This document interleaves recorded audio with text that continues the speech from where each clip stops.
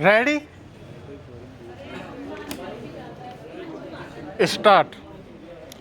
भारत और चीन के रिश्तों में पिछले 4.5 साल से बढ़ती तल्खी नरम पड़ने के संकेतों के सुखद मनाने से पहले इंतजार करना ही उचित होगा। स्टॉप।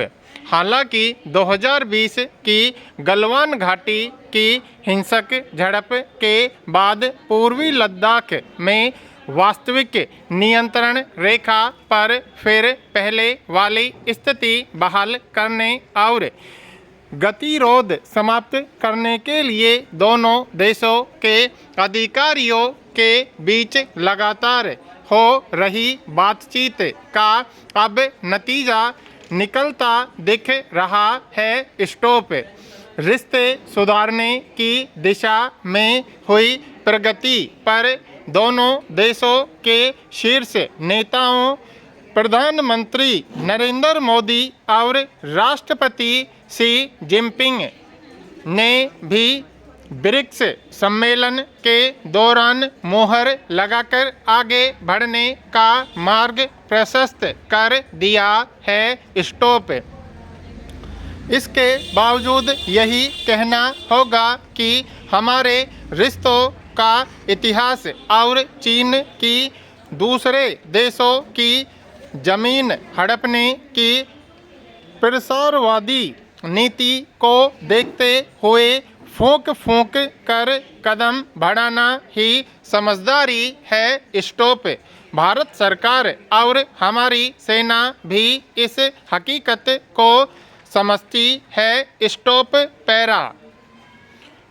रूस के कंजान में ब्रिक्स सम्मेलन से इतर द्विपक्षीय वार्ता में मोदी और जिनपिंग ने संबंधों को दीर्घकालिक रणनीति परिप्रेक्ष्य में आगे बढ़ाने पर जोर दिया। स्टॉप। उन्होंने माना कि भारत चीन संबंधों पर दुनिया की निगाह टिकी है और विकास की चुनौतियों का समाधान खोजने के लिए आपसी समझ बेहतर करना जरूरी है। स्टॉप। मोदी ने भी जिनपिंग को स्पष्ट शब्दों में बता दिया कि LAC पर शांति और स्थिरता न सिर्फ दोनों देशों के लिए बल्कि पूरी दुनिया की शांति और प्रगति के लिए आवश्यक है। स्टॉप। उम्मीद की जानी चाहिए कि गलवान के बाद हासिल सबक ने चीनी राष्ट्रपति की समझ को बढ़ाया होगा कि भारत अब 1962 जैसा नहीं है कि सीमा पर विवाद पैदा कर कुछ हासिल किया जा सके। स्टॉप। अब यदि कुछ हो सकता है तो सिर्फ मजबूत रिश्तों के साथ। Stop. Para.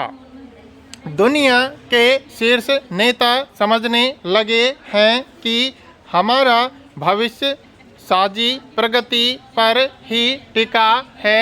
Stop. Modi Jinping की बातचीत में जिक्र भी हुआ है कि इतिहास भले ही युद्धों का रहा हो, भविष्य आर्थिक तरक्की से तय होना है। स्टॉप। इसके लिए लोकतंत्र की मजबूती के साथ आपसी सहमति, सम्मान और साझेदारी जरूरी है। स्टॉप। ब्रिक्स सम्मेलन का उद्देश्य भी आपसी समझदारी बढ़ाकर बहुध्रुवीय विश्व का निर्माण करना था। स्टॉप।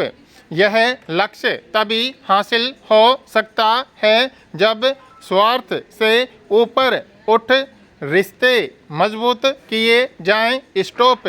इसी महीने शंघाई शिखर सम्मेलन में शामिल होने गए भारतीय विदेश मंत्री एस जयशंकर का पाकिस्तान में गर्मजोशी से स्वागत और ब्रिक्स के बहाने भारत और चीन के शीर्ष नेताओं की मुलाकात को सकारात्मक कदम के तौर पर देखा जाना चाहिए। स्टॉप। यह सिर्फ एक नई शुरुआत है। Stop para.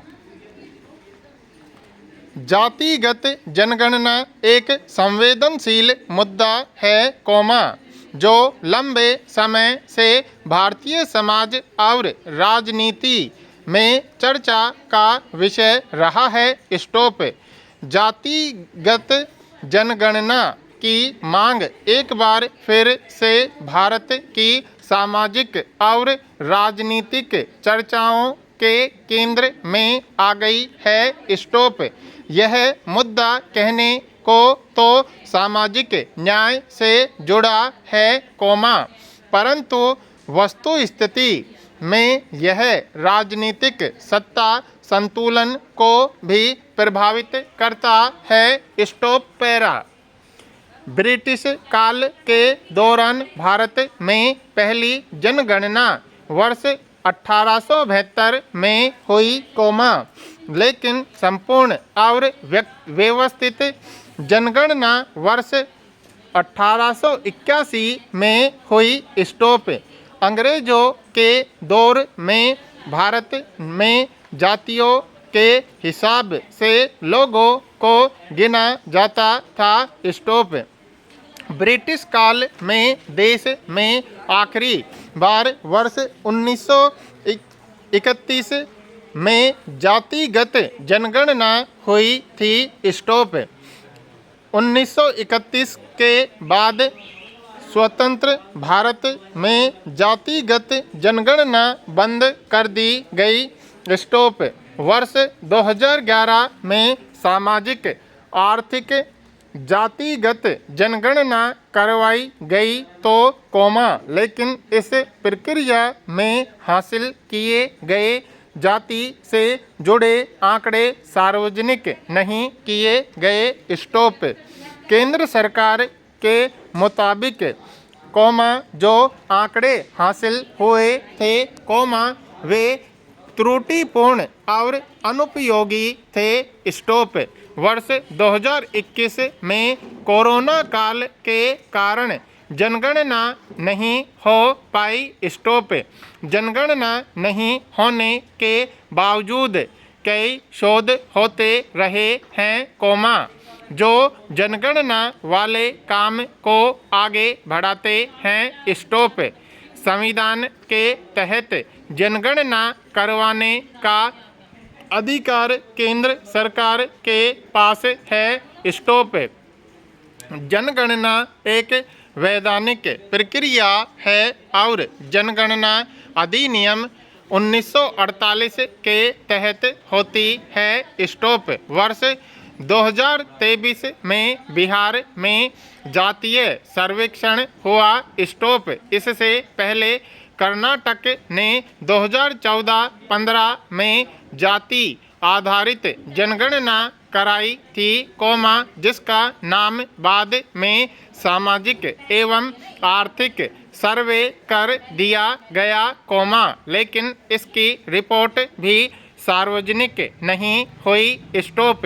सवाल यह है कि जातिगत जनगणना से सामाजिक विभाजन होने की संभावना से कैसे निपटा जाएगा? प्रश्नवाचक। आवश्यकता इस बात की है कि जातिगत आंकड़ों का इस्तेमाल अलग अलग जातियों और समुदायों की भलाई के लिए किया जाए, न कि राजनीतिक हथकंडे अपनाने के लिए। स्टॉप। सरकारों और राजनीतिक दलों को जिम्मेदारी के साथ काम करना होगा। स्टॉप। इसका उद्देश्य केवल सामाजिक आंकड़े इकट्ठा करना नहीं होना चाहिए, बल्कि समाज के सभी वर्गों के विकास और सशक्तिकरण की दिशा में ठोस कदम उठाने की ज़रूरत है। स्टॉप। जब कोई मुद्दा राजनीतिक स्वार्थ के लिए इस्तेमाल किया जाता है, तो इसका मूल उद्देश्य भटक सकता है और यह समाज के लिए हानिकारक साबित हो सकता है। स्टॉप। इस संदर्भ में जातिगत जनगणना को एक संतुलित दृष्टिकोण से देखा जाना चाहिए। पूर्ण विराम।